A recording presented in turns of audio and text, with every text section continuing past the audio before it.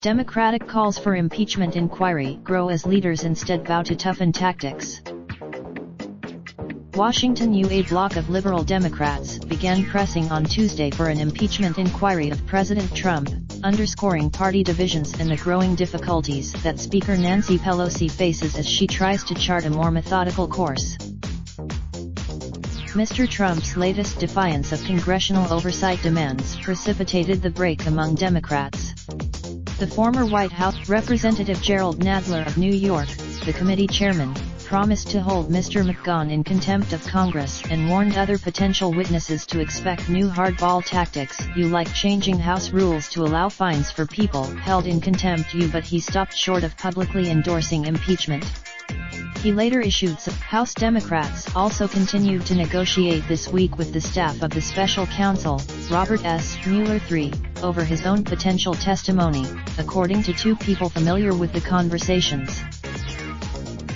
"We will not allow the president to stop this investigation, and nothing in these unjustified and unjustifiable legal attacks will stop us from pressing forward with our work on behalf of the American people," Mr. Nadler said during a brief hearing of an emotionally wrought Judiciary Committee. "We will hold this." The Democrats' divisions over how to get the administration to cede to their oversight demands grew out of their fears that Mr. Trump is succeeding not only in evading accountability himself but also in permanently rewriting the rules of engagement between the legislative and executive branches. He could set a precedent. "We can focus on McGahn. We can focus on." Their concerns that Mr. Trump might be permanently weakening Congress's powers prompted prominent liberal Democrats to declare privately and publicly in the past day and a half that they saw no choice but to initiate an impeachment inquiry. The supporters of impeachment now number roughly 24. The new advocates, they argued that an impeachment inquiry would streamline disparate House inquiries and empower the chamber's committees as they conduct oversight of the executive branch. And they expressed hope. "Congress has patiently tried to work within traditional means to get to the bottom of this extraordinary situation," Ms. Scanlon said. "The time has come to." Democrats are not getting help from House Republicans, who remain opposed to any additional investigation, despite the abdication of Representative Justin Amash of Michigan, who came out over the weekend. "Here we go again, the theater is open," Representative Doug Collins of Georgia, the top Republican on the Judiciary Committee, said at the outset of Tuesday's hearing. He accused Mr. Democrats continue to hold out hopes, albeit diminishing ones, that they can secure testimony from Mr. Mueller himself. Mr. Mueller's the slow pace of the talks appears to go beyond logistics. House aides involved in the report say they have gotten the sense that Mr. Mueller, and some of his aides, would rather let his written report speak for itself than push him into the partisan fray. Press officers for the Justice Department and the Special Counsel's office declined to comment. Though outspoken and growing in numbers, supporters of an impeachment inquiry remain a relatively small minority of House Democrats.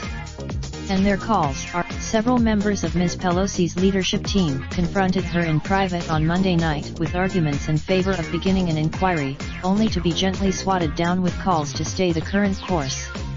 On Tuesday, candidly, "I don't probably think there's any Democrat who probably wouldn't in their gut say, he's done some things that probably justify impeachment," Ms. Pelosi's top deputy, Representative Steny H. Hoyer of Maryland, said on Tuesday. Having said that, Representative Hakeem Jeffries of New York, the number 5 House Democrat, told reporters that it was clear Democrats had not won back the House majority in last year's midterm elections by campaigning on impeachment or obstruction of justice.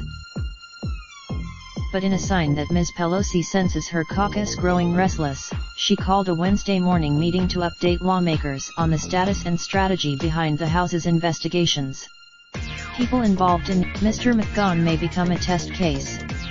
He skipped the In addition to fighting those claims in court, Democrats indicated that they would swiftly move to hold Mr. McGahn in contempt, perhaps taking the case straight to the House floor rather than waiting for a committee vote.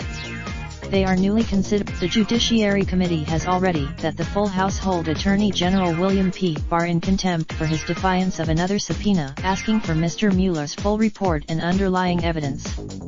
Democratic leader, Ms. Pelosi is said to be newly open to pulling Mr. Trump's policy priorities into the fray, too. Thus far, the new arrows in Democrats' quiver came after lawmakers pushing for impeachment pressed Ms. Pelosi in private meetings Monday night.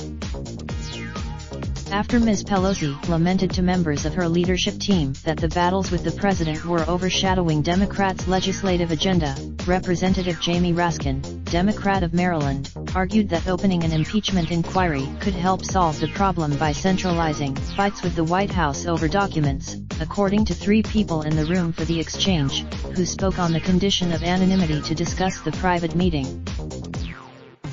Ms. Pelosi, who has long tried to move her caucus away from impeachment, was cool to opening such an inquiry right away. She asked Mr. Pressed in another meeting by Representative Steve Cohen, Democrat of Tennessee, whether she was making a political calculation in tamping down impeachment talk. Ms. Pelosi insisted the answer was no, according to one of the people. "This isn't about politics at all," she said. "It's about patriot." Ms. Pelosi's strategy still has broad backing, even among some rank-and-file members on the overwhelmingly liberal Judiciary Committee.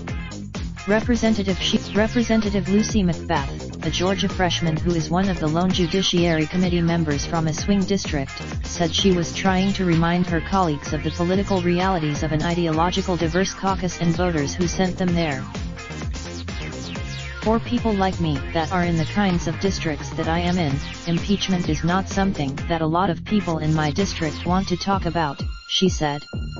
But at the same time, reporting was contributed by Katie Benner, Emily Cochran, Katie Edmondson, and Glenn Thrush. Raindrop, drop top smoking, no cooking the hot pot. Fucking on your bitch, yeah, that. Looking up, open the park pot.